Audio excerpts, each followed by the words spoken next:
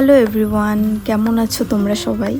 এর আগের ব্লগে তোমরা দেখেছো আমরা বাড়ি থেকে বেরিয়েছি।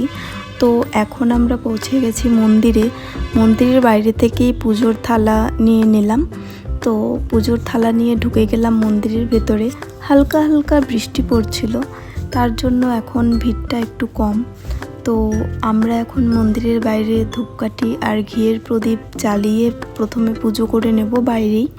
তো পুজো করতে করতে দেখি একটু সময়ের মধ্যে অনেক ভিড় জমে গেছে মন্দিরের বাইরে, প্রায় দুটো লাইনও হয়ে গেছে।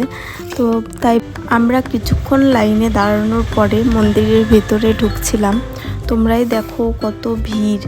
আমার হাজব্যান্ডকে বললাম, তুমি পুজোর থালাটা নিয়ে আগে আগে যাও, আমি তোমার পিছনে পিছনে আসছি। কারণ এতটাই ভিড় হয়ে গেছে, দুজনে একসাথে যাওয়াটা প্রায় অসম্ভব ব্যাপার।